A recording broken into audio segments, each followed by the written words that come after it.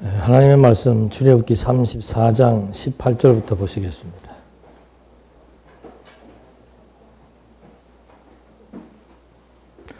출애굽기 34장 18절 말씀.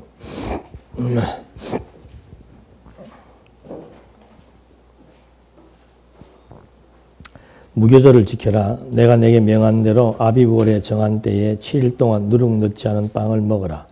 아비브월에 내가 이집트에서 나왔기 때문이다. 태를 처음 열고 나온 모든 것이 내 것이며 너의 모든 가축 가운데 소와 양의 처음 난 수컷도 내 것이다. 나귀의 첫 새끼는 어린 양을 대신 바쳐 대속하게 하고 그렇게 대속하지 않으려거든 그것의 목을 꺾어라. 내 아들들 가운데 장자는 다 대속해야 하며 아무도 빈손으로 내 앞에 나와서는 안 된다. 지금 하나님께서 자기 백성, 출애굽기의 주제가 백성 삼으시는 여호와입니다. 백성 삼으시는 여호와. 왜 백성 삼으시는가? 열조와의 무엇 때문에?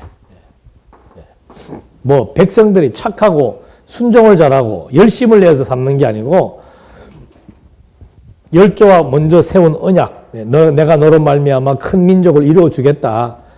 그래서 그 언약을 이루셔서 당신이 여호와라고 하는 사실을 지금 알게 하기 위해서 백성을 삼으시는 내용이 출애굽기의 내용입니다. 근데 그 삼으시는 과정 가운데서 이제 우리가 공부하고 있는 것이 시내산,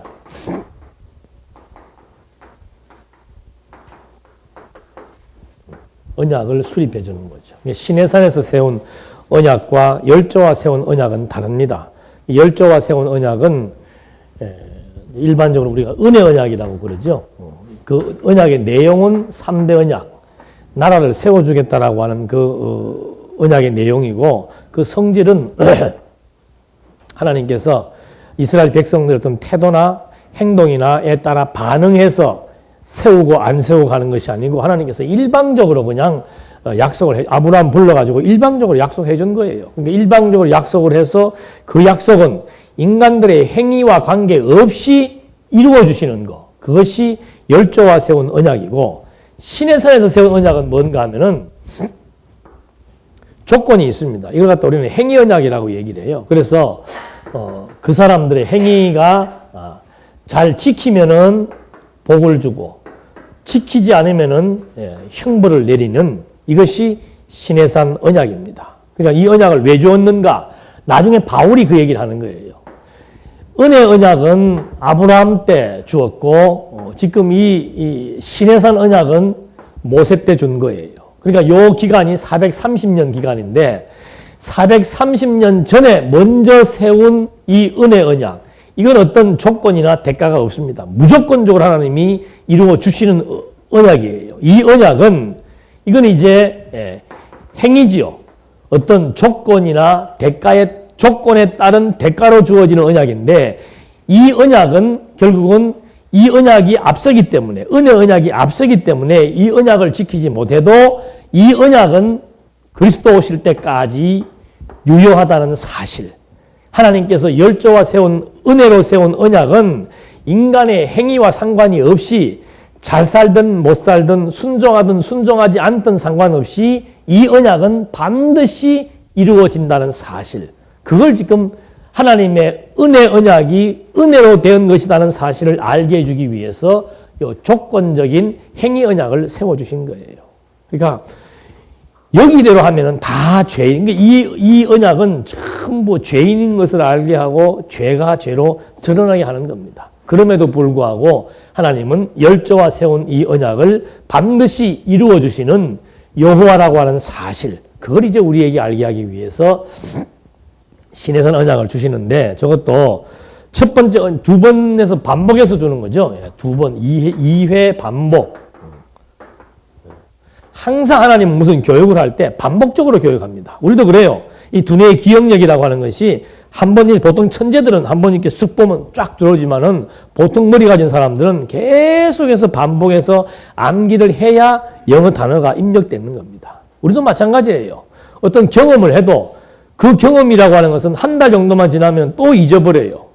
또 경험하게 하고 또 경험하게 하고 반복적인 교육을 해서 우리들 하여금 기억 장치에 오래도록 기억이 남도록 섭리해 나가시는 것처럼 지금 이 시내산 언약도 2회 반복을 하는 거예요. 첫 번째 하나님께서 모세에게 언약을 세워주었는데 백성들이 벌써 그 40일의 기간을 기다리지 못하고 우상을 섬긴 거예요. 그러니까 모세가 돌판을 깨버린 거죠.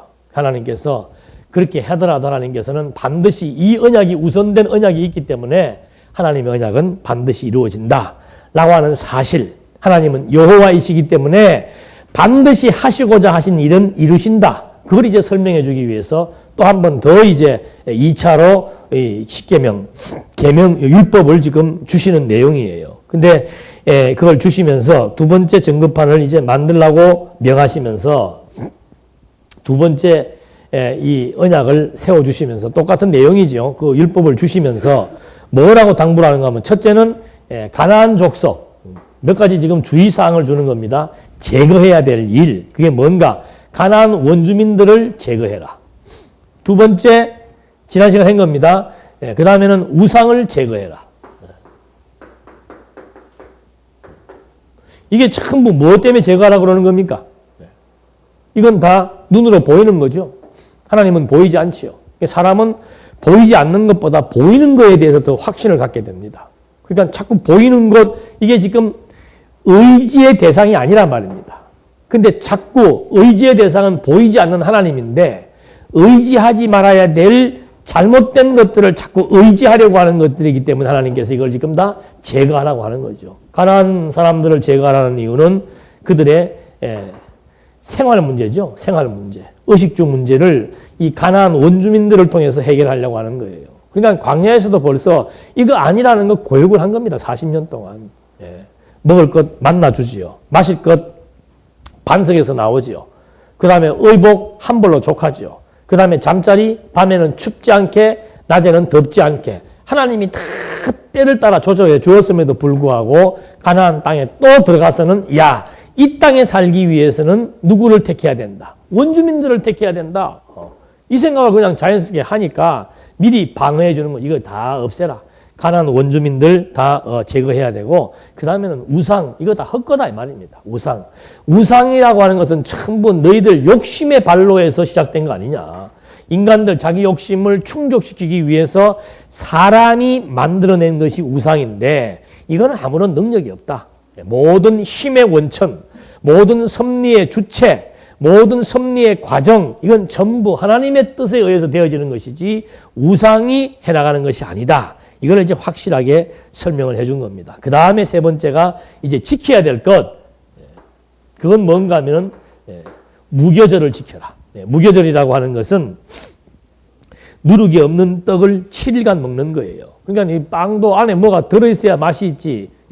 이스트도 안 들어있고 부풀지도 않고 안고도 없이 밋밋한 빵만 7일 동안 먹으면 그 맛없단 말입니다. 그러니까 평소에는 맛있는 떡을 먹는데 요 기간만큼은 맛없는 떡을 먹으라 이 말이죠. 왜 그랬는가? 그게 구별하는 겁니다. 하나님을 기억나게 하기 위해서 무교절기를 지키게 해서 7일 동안 맛없는 빵 먹으면서 생각하는 거예요. 쓴 나물과 함께 맛없는 빵을 먹는 거예요. 누룩 없는 빵을 먹는 거예요. 그렇게 해서 뭘 기억하는가? 쓴 애굽 생활의 고통을 기억하면서 하나님이 우리를 거기에서 해방시켜 주었다. 오늘 우리가 가나안 땅에 들어가서 이 풍요를 누리고 살아갈 수 있는 이것은 바로 하나님께서 열조와의 언약대로 우리를 애굽의 노예 생활에서 해방시켜 준 결과이다. 이 사실 잊어버리지 마라 이 말입니다. 여호와 잊어버리지 않게 해주기 위해서 무교절을 지키라고 여기서 지금 말해주는 겁니다. 그러면서 그 외에도 처음 나온 것은 전부 하나님의 것이고 첫 새끼든 뭐 하여튼 첫 곡물이든 이건 다 하나님의 것이다. 그리고 사람도 첫 장자는 하나님 것이기 때문에 다 대속해서 첫 장자가 하나님의 것이기 때문에 첫 장자를 사람을 하나님께 바칠 수는 없잖아요. 그러니까 대신 다른 짐승들을 바치라 그 말입니다. 그래서 반드시 제물을 갖고 나와야 된다. 첫 장자를 대신해서 제물로 드려야 되기 때문에 빈손 들고 나오면 안 된다 이 말이죠. 그래서 구약 때는 이 무교절을 철저하게 7일 동안 지키게 해서 하나님, 우리를 애굽에서 종살이 시켜서 해방시켜 주신 하나님, 그리고 오늘 가나안 땅에서 풍요를 누리게 하신 분은 바로 하나님 여호와라고 하는 사실을 잊어버리지 않게 하려고 무교절 지키라고 한 겁니다. 그 다음에는 안식일과 77절과 수장절을 지키라고 하는 것이 21절로 24절에 나오는데, 이제 이런 내용들 다 알잖아요. 안식일이라고 하는 것은 뭔가 6일 동안 일하고 하루 쉬는 거예요. 그러니까 하루 쉬는 것도 마찬가지예요. 네 번째는 절기 지키는데, 왜 오늘 쉬는가? 노동했으니까 쉰다. 그런 의미가 아니에요. 애굽에서는 쉬는 날이 없이 고역을 했지만 오늘 우리가 가나안 땅에 와서는 하나님의 열조와의 언약대로 하나님이 우리에게 은혜를 베푸셔서 지금 우리가 가나안에서 이런 풍요로움을 누리고 오늘 일하고 쉴 수 있는 안식일을 지킬 수가 있다. 그래서 안식일을 통해서 하나님이 여호와의 심을 잊어버리지 않도록 해주는 거. 77절이라고 하는 것은 여름에 첫 열매를 거두는 절기입니다. 그러니까 첫 열매를 거두어서 그 첫 열매를 처음 가나안에서 수확을 했을 때 그 77절 그 열매를 가지고 하나님 앞에 이제 드리는 거죠. 그래서 이 77절이라고 하는 것은 6월절이 77이 49, 6월절을 끝나고 49일째 되는 날이 바로 이 77절이라고 얘기합니다. 또 다른 말로 하면은 10 곱하기 5 그래서 1순이 열흘이에요. 그래서 오순절 하면은 50일을 오순절이라고 얘기합니다. 77절, 오순절 이렇게 하는데 이때 이제 처음 수확한 열매를 드리는 것이죠.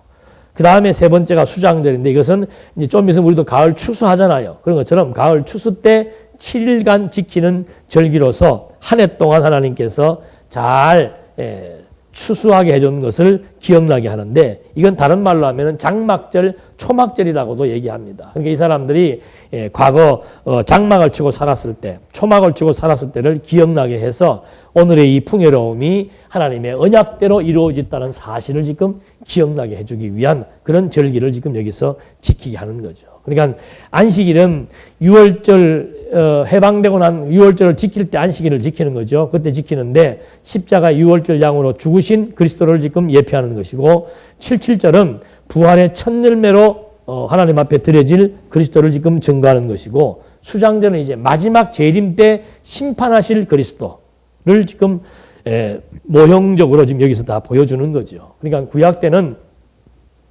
이런 절기들을 통해 가지고 계속해서 하나님 여호와의 심을 잊지 않고 기억나게 하는 것. 이것이 구약의 모든 율법의 근본 정신입니다. 율법의 근본 정신은 뭔가? 여호와 잊어버리지 않고 기억나게 해주는 거예요. 여호와 잊어버리지 않고 기억나게 해주는 거. 그게 생각이 나야. 하나님이 어떤 분이신지가 기억이 나야. 그 다음에는 거기에서 하나님의 은혜, 그 다음에 자기의 조절, 이게 이제 가능해지는 거예요. 여기에서 이제 점점 가치관이 확립이 되고 이 은혜를 깨닫게 되는 만큼 하나님에 대한 열정이 생기고 그 열정이 여호와를 경외하며 사는 것이 내 삶의 의미로 다가올 때 여호와 경외하기 위한 그 삶으로서 몰입하는 그런 아름다운 신앙생활, 즐기는 신앙생활, 그게 여기서 연출이 되게 되는 거죠. 그래서 철저하게 지금 구약 백성들에게도 여호와 기억나게 하기 위한 그런 율법의 내용들을 소개해 주었습니다. 그 다음에 제물 드리는 일에 대해서 주의하라고 말해주고 있습니다. 제물 드리는 일 25절에 내 제물의 피를 누룩 넣은 빵과 함께 바치지 말고 유월절 제물을 아침까지 남겨두지 마라. 내 땅의 첫 열매들 중에서 제일 좋은 것을 여호와 너희 하나님의 집으로 가져오고 염소 새끼를 그 어미의 젖으로 삼지 마라. 제물을 드리되 제물의 피를 누룩 넣은 빵과 함께 바치지 마라. 유월절 제물을 아침까지 남겨주지 마라. 그러니까 그 피를 유교번과 함께 두지 말고 고기도 아침까지 두지 말고 그냥 다 깨끗하게 다 정리해라는 말을 지금 해주는 겁니다. 그 다음에 열매도 처음 익은 열매를 드려라. 모든 것의 첫 것을 구별해서 드리고 또 염소는 그 어미 염소 새끼를 그 어미의 젖으로 삼지 마라. 이 말은 어미의 젖으로 삼는 것, 이방인들은 그 잔인한 풍속이 있죠. 그렇게 해서 그 새끼 뺀 염소까지 다 바쳐버리는데 그렇게 하면은 안 된다는 얘기죠. 그래서 이런 그 이방인들과 구별되는 유교번과 그 다음에 피를 함께 드리지 못하게 하고 처음 열매를 드리게 하고 염소 새끼를 어미의 젖으로 삼지 말게 하고 이런 식으로 이방인들이 드리는 그 제물 드리는 방법과 다르게 구별해 주어서 여호와를 기억나게 하는 거. 그러니까 제가 뭐 그전에도 말씀드렸습니다만은 이 율법의 내용들이 그 당시에 그 고대 근동지에도 다 유사한 율법이에요. 법이라고 하는 것은 뭐 다 비슷비슷합니다. 세계 어느 나라의 법들이 다 비슷비슷해요. 왜 그런가? 사람 살아가는 거니까 다 비슷비슷한 거예요. 그러나 유대인들에게 이 법을 주신 것은 뭔가 하면은 모든 사회법이라고 하는 것은 인간 대 인간이 살아가면서 질서를 유지하고 또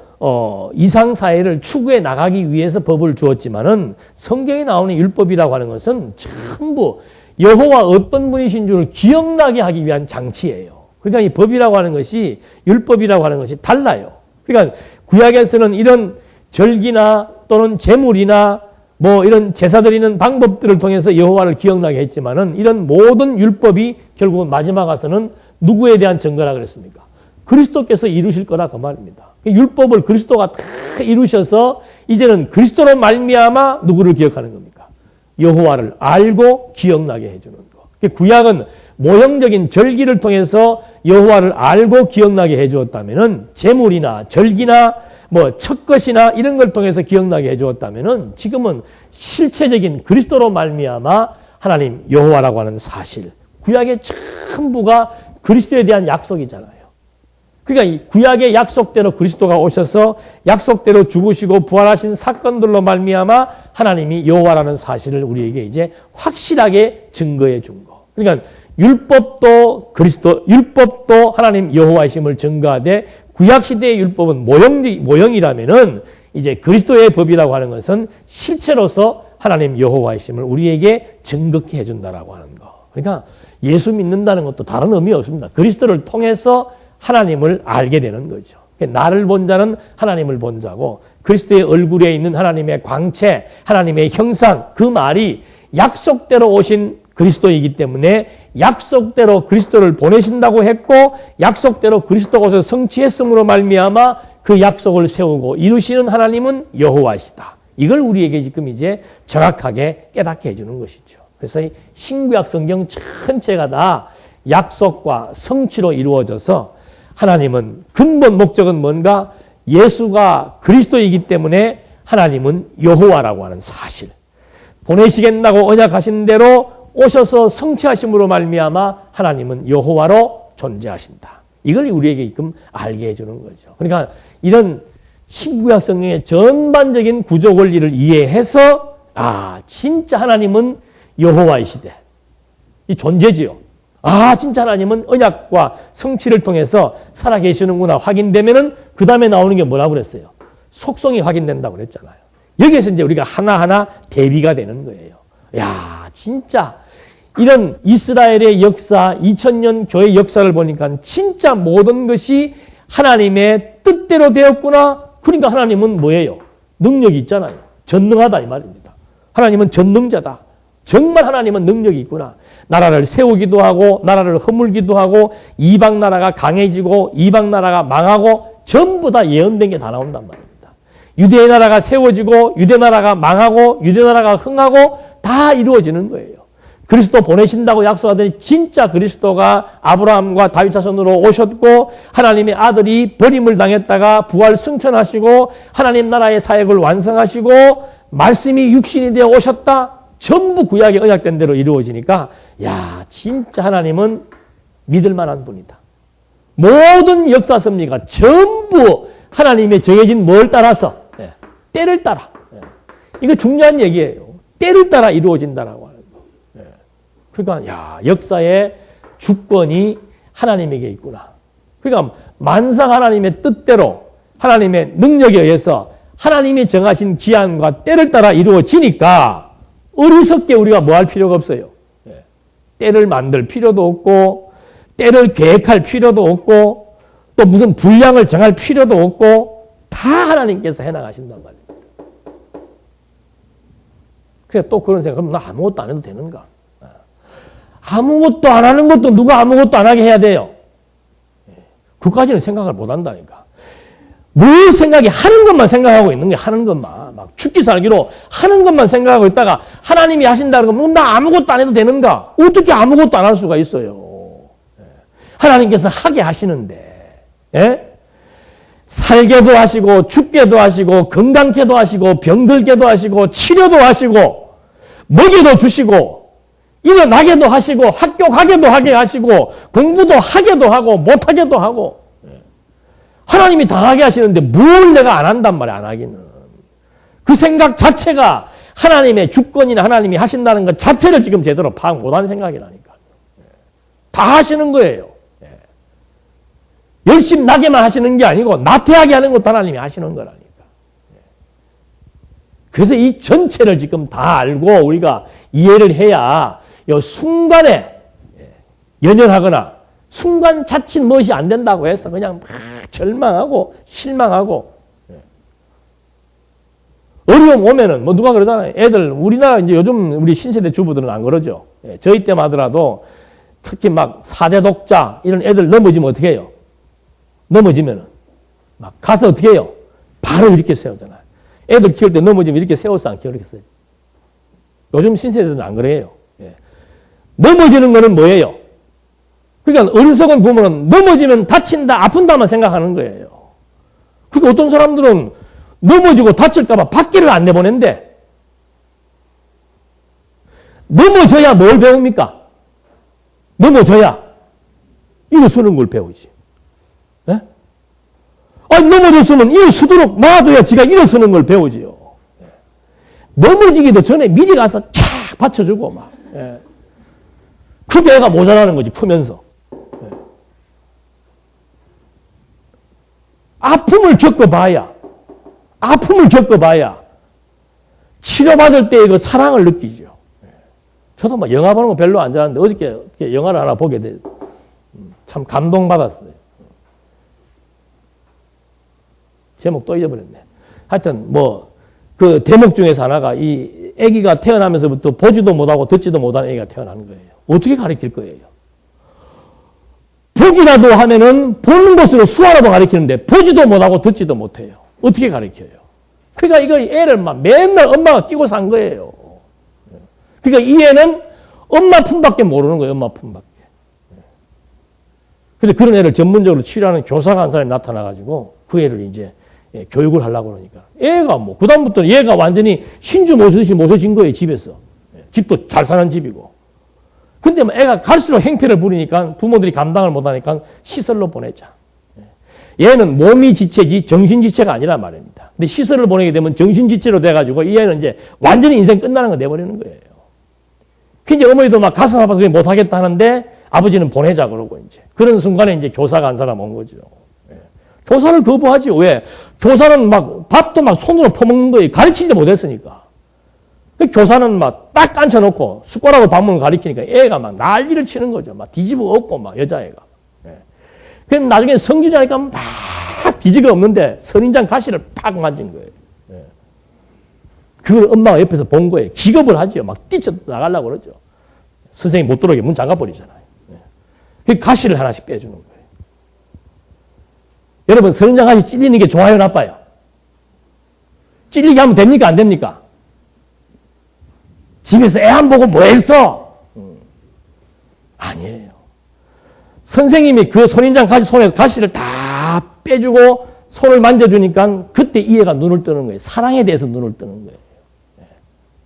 아픔을 겪고 난 다음에 선생님이 누군가 어머니 외에 누가 나를 사랑하고 나도 누구를 사랑의 느낌을 새로운 걸 배우기 시작한 거예요. 엄마 외에 다른 사람으로부터 사랑의 느낌을 배운 거예요. 여러분, 요셉이 감옥 간 거 억울하잖아요. 성경 얘기는 별로 실감이 잘 안 나죠. 이제 많이 들었어. 나도 영화를 자주 봐야 될란가 봐.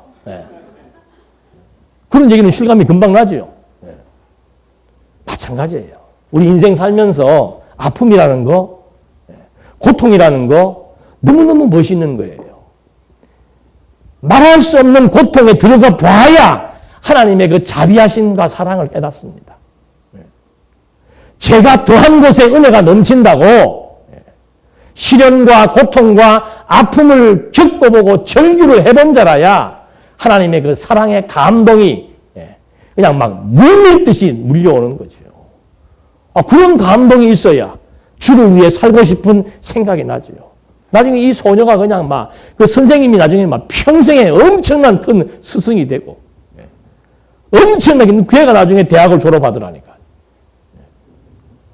20년 만인가? 마지막 20년 만에 써가지고 막 그 수화로 막 얘기를 하는데, 진짜 감동적이더라고. 대학 졸업이 감동이 아니고, 그 과정, 힘들고 어려운 그런 과정들. 우리는 그거 났잖아요? 보고, 듣고, 뭐가 불만이에요? 보고, 듣고, 다 하면서도 불만이고, 나는 걔 보면서, 아이고, 저 좀 듣기라도 해주든지, 보기라도 해줬으면 좋겠다. 못 보고, 못 들어도 우리보다 훨씬 마음이 풍성하고, 감동하고, 몰입을 해서, 나중에 이 타이핑이 늦으니까, 점자로 쳐야 되니까, 알기는 많이 하는데 학점이 안 나오는 거 레포트를 못 써내니까. 시험만 치면 떨어지는 거죠. 그걸 어려운 연단 과정들을 통해서 나중에 그걸 다 해내면서 마지막 자격에 주어지는 그런 그 성취감. 해낼 수 있다라고 하는 그런 소망, 힘. 하나님이 그렇게 우리 섭리해 나가시는 거예요.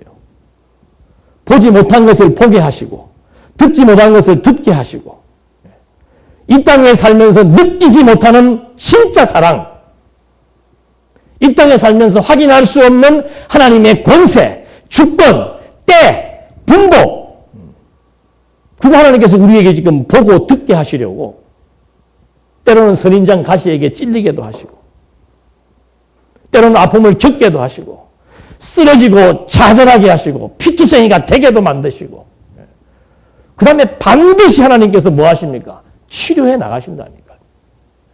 하나님이 치료하시고 하나님이 위로하시고 하나님이 붙드시고 그래서 하나님 외에는 절대 다른 것 의지해야 될 필요도 없고 그거 의지해봤던들 나의 힘이 되거나 나의 희망이 되거나 나의 삶의 의미가 되지 않는다. 그거 교육하는 거예요. 그래서 고난의 의미가 뭔가. 여러분 우리는 그 소녀보다 감동을 느낄 수가 없습니다. 대학을 1등으로 졸업을 해도 그 소녀보다 감동을 느낄 수가 없어요. 그 소녀는 보지 못하고 듣지 못하고 20년 걸려서 4년짜리를 20년 걸려서 졸업을 하지만 그 소녀가 가지고 있는 그 졸업장에 대한 감동은 우리는 맛보지 못한단 말입니다. 마찬가지예요. 그래서 하나님께서 사랑하는 자에게 뭘 주는 겁니까? 시련과 연단을 주시는 거예요. 그래야만 뼈저리게 느껴진다니까. 하나님의 능력으로만 된다.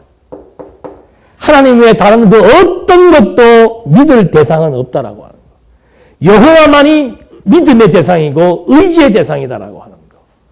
모든 섭리가 하나님의 뜻대로 된다. 될 것이다가 아니에요. 된다. 확신이 있어야 소망이 생기죠.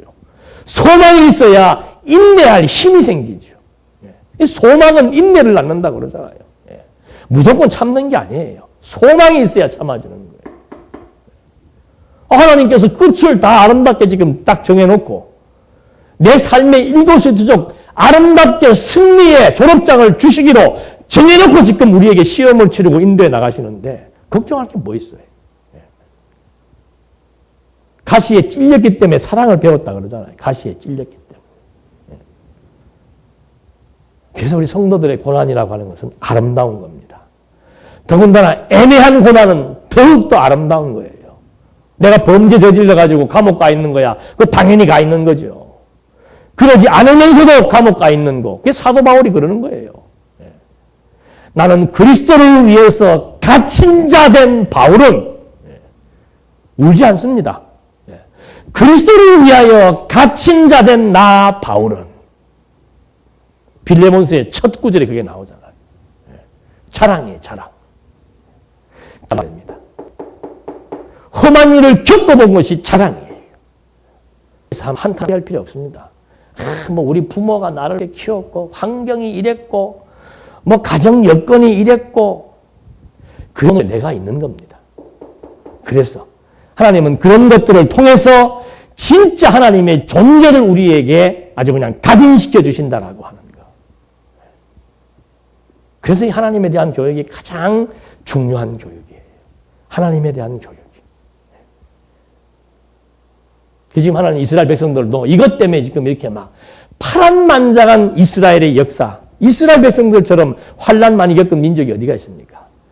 우리 민족도 물론 어려움 많이 겪었지, 외세의 침입을 어려움 많이 겪었지만은 이스라엘 민족들을 보십시오. 지금도 전 세계로부터 미움받고 있잖아요. 남에게 미움받는다는 거 참 피곤한 일이에요. 예? 어느 집단에서 왕따 당하고 집단에서 미움받는다? 그거 견딜 수 없는 거죠.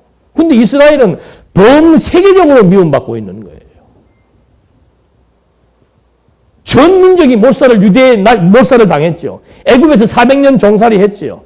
몇 번 끊임없는 전쟁의 역사지요. 70년 포로 생활했지요. 또다시 로마의 압제에 들어갔죠. 그 다음에 로마 시대 때 전 세계로 다 흩어져 가지고 이산가족이 돼버렸지요. 자기네 땅덩어리 다 잊어버렸지요. 해방돼 가지고 그것도 막 거의 국민들의 대부분이 다 죽고 난 다음에 그 보상으로 나라 찾아가지고 일약 먹고 살지만은 전 세계가 별로 좋아하지 않죠. 그 왜 그러는가? 하나님 의지하게 하시려고. 왜 가나안 원주민들과 친화적으로 살지 못하게 했는가? 왜 세상 사람들과 친화적으로 살지 못하게 했는가? 하나님만 의지하며 살려고. 우리는 친화적인 관계가 좋은 줄 알잖아요. 우리의 친교는 그리스도와의 친교예요. 그리스도와의 친교.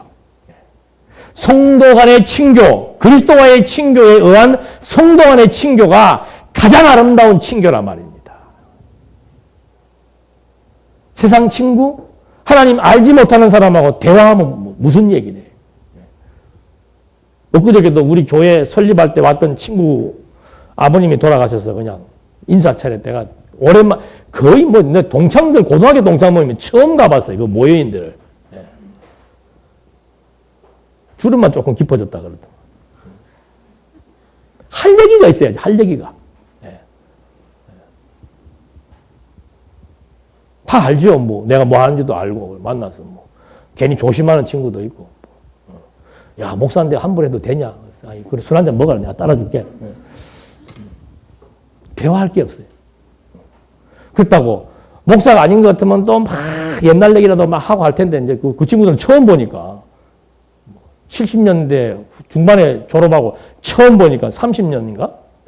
30년 넘었죠. 그러니까 말할 거리가 없는 거예요. 저도 한 시간 앉아있다가 내려왔어요. 왔는데 친화적으로 우리 알잖아요. 세상적인 인간관계라고 하는 것은 전부 이용과 거래입니다. 이용과 거래.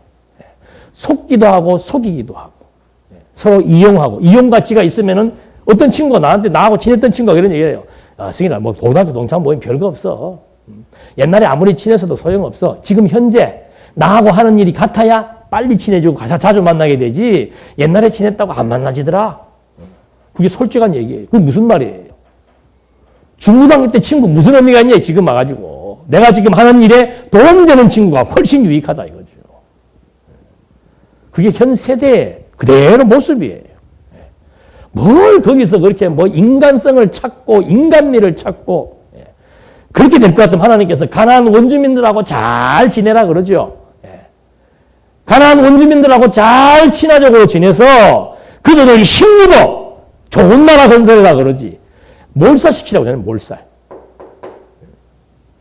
여러분이 교회라고 하는 것은 싸움입니다. 세속주의와 싸우는 거예요. 세속주의와 싸우는 거. 그럼 어떻게 교회가 세상 사람들하고 똑같은 생각을 가지고 자기 욕심, 자기 능력, 자기 신분, 자기 힘 과시해 나가면서 약자를 물고 지배해 나가면서 그러고 살려고 하냐 이 말이에요. 하나님의 백성은 달라요. 유대인들이 이렇게 율법을 통해서 전혀 다른 것처럼 생김새가 똑같죠. 그들의 삶의 양식이 완전히 다르단 말입니다. 제사 드리는 방법도 다릅니다. 식사하는 것도 다릅니다. 식생활, 종교생활, 문화생활이 완전히 구별되어 있는 겁니다. 우리 성도도 마찬가지입니다. 세속과 완전히 구별되는 거예요. 완전히 구별되는 거. 이 말씀 들으니까 좋더라. 제재받는 것도 없고 하고 싶은 대로 다 해도 되고. 그건 이제 처음에 몰라서 그렇죠. 그 보지 못하고 듣지 못하는 애가 저 엄마 밑에만 있어가 교육을 못 받았으니까 밥도 막 손으로 움켜 먹고 막, 예? 지 마음대로 한번 넘어져 보지도 못하고 지 마음대로 하고 살다가 선생 딱 만나가지고부터는 밥은 어떻게 먹어야 되는지를 배우는 거 아니에요. 우리도 마찬가지예요. 말씀 모를 때야 지 좋은 대로 다 했죠. 인간의 자기 본성에 의해서, 본능에 의해서. 하나님 알면은 점점 내 본능이 죽어 들어가게 되어 있습니다. 내 능력으로 한다? 아니다 이 말이죠. 하나님 외에도 믿을 것이 많다? 아니다 이 말이에요. 과거에는 친구도 믿어야 되고 뭐 부모, 형제, 친척, 돈, 명예, 의지 대상이 많았죠. 아니다 이 말이죠. 만사가 하나님이 하신다? 과거에는 만사가 인간이 해야 되니까 너 이렇게 살아갖고 되냐? 그렇게 생각하고 살아갖고 되냐? 열심히 해야 되고 이래야 되고 저래야 되고 막 갖다가 주는 그 쇠뇌 교육을 시켜왔잖아요. 아니라 이 말이죠. 하나님이 하신다. 이것이 세속과 구별된 성도들의 생각과 삶의 패턴이란 말이죠. 그걸 지금 구약 때는 율법을 통해서 설명을 해준 거예요. 그래서 이스라엘 백성들로 하여금 하나님 정확하게 알아서 경외케 하시도록 이렇게 재물에 대한 주의사항도 하나하나 해주시면서 그 다음에 이제 34장 27절로부터는 정급한 기록과 수여하시는 내용이 나옵니다. 27절에 34장 27절에 보니까 여호와께서 모세에게 말씀하시기를 내가 이 말들을 따라 너와 이스라엘과 언약을 세웠으니 이 말들을 기록하여 하셨다. 모세가 거기서 여호와와 함께 밤낮 40일을 머물면서 빵도 먹지 않고 물도 마시지 않았으며 여호와께서 돌판들 위에 언약의 말씀 곧 십계명을 기록하셨다. 모세가 시내산에서 내려올 때 자기 손에 정고돌판 2개를 들고 내려오는데 모세가 여호와와 말했으므로 얼굴 살곁에 광채가 났으나 그 자신은 알지 못했다. 아론과 모든 이스라엘 자손이 모세를 보니 보아라 그의 얼굴에 광채가 나고 있었으므로 그들이 그에게 가까이 가기를 두려워했다. 모세가 그들을 불러 아론과 회중의 모든 지도자들이 그에게 돌아오니 모세가 그들과 말하였다. 그 후 모든 이스라엘 자손이 가까이 오자 모세가 여호와께서 시내산에서 자기에게 말씀하신 모든 것을 그들에게 명령하였다. 그들에게 말하기를 마치고 오는서는 모세가 수건으로 자기 얼굴을 가렸다. 모세가 여호와와 말하기 위해 여호와 앞에 들어갔다가 나올 때까지는 그 수건을 벗고 있다가 나와서 그 명령하신 것을 이스라엘 자손에게 전할 때에는 이스라엘 자손이 모세의 얼굴에 광채가 나는 것을 보게 되므로 모세가 여호와와 함께 말하러 들어갈 때까지 자기 얼굴을 수건으로 다시 가렸다. 이제 모세가 하나님 앞에 가서 40일 동안 금식하면서 하나님이 주시는 그 십계명 돌판을 받고 나오게 되는 거죠. 그래서 이 두 번째 이렇게 주시는 이유는 아까도 말씀드린 대로 이스라엘 백성들의 행위와 무관하게 열조와의 언약을 이루어 나가시는 여호와이심을 알게 해주시려고. 이런 것들이 자기들에게 오래 기억 남을 수 있는 장치가 되는 거예요. 이 돌판은 두 번째 돌판이다. 왜? 첫 번째 우리 조상들이 송아지를 만들어 섬겨다가 이 돌판이 깨졌고 이 두 번째 다시 준 것이다. 이것도 다 교육이에요. 그렇게 해서 이런 두 번째 돌판을 주면서 이제 확실하게 여호와를 기억나도록 하나님께서 십계명을 수여해 준 것이죠. 그래서 이 구약 때는 하나님을 만나면은 죽는다 그랬죠. 그래서 하나님을 만나고 나는데 그 표시만 봐도 죽고 두려워할까봐 결국 나중에는 모세가 얼굴에 광채를 수건으로 다 가리웠다 그랬습니다. 근데 이제 진짜 그 가리워진 그 수건 때문에 결국 유대인들이 누구를 못 보는 거예요. 진짜 하나님의 영광을 보지 못하게 되죠. 나중에 그 바울이 모세의 수건이 걷어져야 그리스도를 볼 수 있다. 율법에 대한 진정한 의미를 알아야만이 그리스도를 제대로 만날 수 있다. 이렇게 이제 바울은 해석을 하면서 결국 하나님께서 자기 백성들에게 끝까지 함께 하시면서 이제 하나하나 다시 한 번 더 여호와이심을 이제 생각나게 해주기 위한 성막 제조가 이제 구체화되게 됩니다. 처음에 돌판 한번 때려 부시고 다시 만들어 준 다음에 그 다음에는 이제 성막을 제조할 것에 대해서 하나하나 설명을 해주는데 여기서도 모세가 회중에게 안식일에는 일하지 말라고 또다시 말해줍니다. 그러니까 그 안식일에 대해서 또 한 번 강조하는 거예요. 그러니까 어떤 일을 하기 전에 성막 제조를 하기 전에 모세가 다시 또 안식일에 대한 설명을 해주는 거죠. 안식일. 그만큼 안식일이라고 하는 것은 이제 일주일에 한 번씩 다가오는 거니까 이 안식일 날 되면은 반드시 이 사건을 이 하나님 시내산에서 우리에게 왜 언약을 세웠는지에 대한 사건을 한 번 더 기억나게 해주는 거죠. 그래서 어떤 일을 하기 전에도 항상 안식을 먼저 하면서 제작을 하도록. 왜? 하나님 잊어버리지 마라 이 말입니다. 하나님이 하신다 그 말 하는 거예요. 하나님이 해나가시니까 우리도 마찬가지입니다. 어떤 일을 시작할 때도 항상 말씀 먼저 듣고 시작하면은 절대 흥분하지 않고 성급하지 않고 실패하지 않습니다.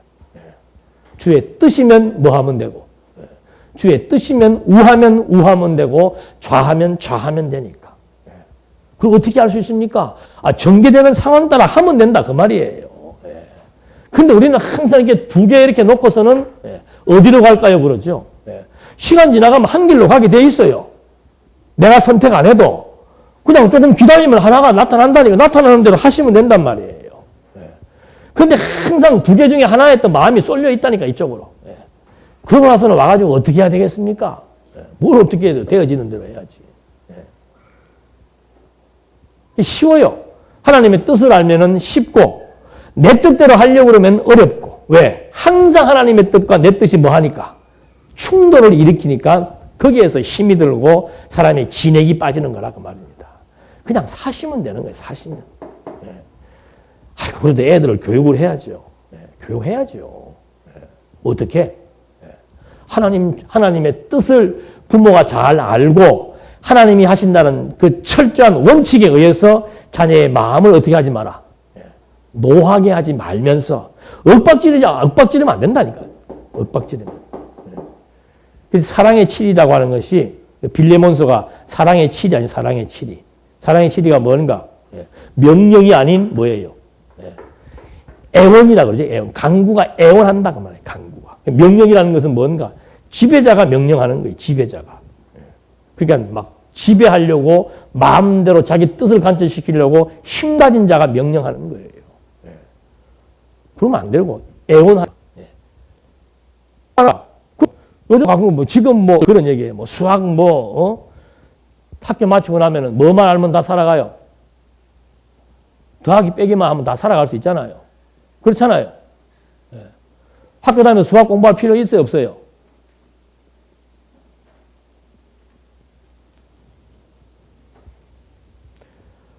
(10대) 때 두뇌 활동이 있습니다.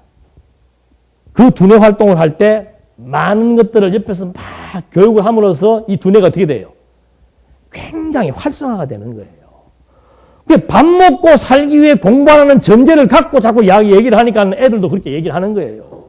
밥 먹고 사는데 뭐 때문에 미적분이 필요하냐 이거예요. 더하기 빼기만 할 줄 알면 되지. 출발은 부모가 잘못해놓고 애들이 그렇게 말하는 건 또 감당이 안 되는 거죠. 그게 아니에요. 10대 때 두뇌 활동이 가장 왕성해서 발달해야 될 시기에 많은 정보들이 들어와야 돼요. 많은 정보들이. 두뇌가 막 활성화가 되고 두뇌가 성장한다 그 말이에요. 우리는 몸 성장하는 것만 신경 쓰잖아요. 아이고 우리 애가 키가 작아서 큰일이에요. 키 크는 약 없어요? 많이 오죠? 키 크는 약. 근데 두뇌가 활성화하는 약은 없어요. 잘 안 찾잖아요. 네. 엄청난 정보 들어와도 여기서 지금 막 기억장치가 제일 좋을 때이기 때문에 막 갖다 쏟아부어도 막 활동해서 움직인단 말입니다. 이게 움직여야 돼요. 두뇌도. 두뇌 활성화시키는 운동하는 거예요, 그것이. 밥 먹고 살기 위해 그러는 게 아니고. 이것저것 많이 이제 알고, 거기에다 나중에 뭐가 들어와야 돼, 여기에 이제. 쫙 참된 진리가 들어와야 대비가 쫙 되지요. 우리 인간은, 저는 그 영화도 보면서, 그 아무것도 보지 못하고 듣지 못하니까는 의미를 몰라요, 의미를. 꽃이라고 가르쳐 주면은 꽃 그러면 꽃이라고 하는 꽃은 아는데 그 꽃이 어떤 의미를 몰라요. 꽃이 아름답다, 꽃이 향기롭다, 그 의미를 몰라요. 얼마나 답답하겠어요. 단어가 없으면은 생각을 못 한단 말이에요. 생각을. 이게 사람들만에게 필요한 것이 언어 아니에요, 언어. 네. 많은 언어가 들어와야 뭐가 풍성해져요. 사고력이 풍성해진단 말입니다. 지금 우리 한국 교회의 끝이 뭔가? 전부 다 국어를 못한대, 국어를. 수학을 줘도 문장 이해를 못하는 거예요. 왜? 단어가 없으니까, 여기에. 머리에 단어가 없으니까. 현명한 부모들은 어릴 때 자꾸 뭘 시키는 거예요? 책을 많이 보게 하잖아요. 책을 많이 보아서 여기 많은 단어를 알아야 뭐 할 수 있습니까? 사고를 할 수 있죠. 사고를. 요즘 애들이 생각을 해요, 안 해요? 왜 안 하는가? 든 게 있어야 생각을 하죠. 그 든은 일반적인 지식을 말하는 것도 아니고 수학 공식 말하는 거 아니에요. 최소한 기본적인 언어에 대한 단어가 여기 지금 안 들어와 있는 거예요. 생각을 할 수 없죠, 그러니까. 단어 모아도 되는 게 뭡니까? TV잖아, TV. 예. 보고, 움직이는 거 보고 웃고, 예. 조금만 깊이는 얘기해버리면 못 알아듣고 돌리고. 예. 바보 만들어 놓은 거예요, 바보. 예. 기계만 돼. 기술만 익히는 거지, 기술만. 예. 그러니까 삶이 재미가 없죠.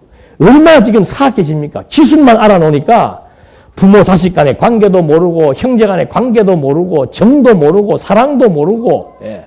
그냥 기술 가지고 돈, 기술, 쾌락 그거 외에는 없는 거예요. 무서운 시대에 지금 살고 있는 겁니다. 우리 애들이. 그래서 여러분 잠언서 이 지혜, 잠언서의 지혜 그런 거 부모들이 깨닫고 자녀를 대할 때도 그런 원리에서 조곤조곤 설명을 하고 설득을 하고 애원을 하고 하면은 스스로가 아이고 내가 지금 이거 공부하면 바보 되는구나. 먹고 사는 게 문제가 아니란 말입니다. 인간이 의미를 알아야 되는데 의미 부여할 수 있는 기본 정보가 없어버린다 이거죠. 바보 되는 거예요. 바보 되는 거. 너 바보 되고 싶냐? 바보들 사는데 한번 보여주면 되지 뭐. 병원 한번 데리고 들어가서. 저 사람들 왜 바보 된 줄 알아?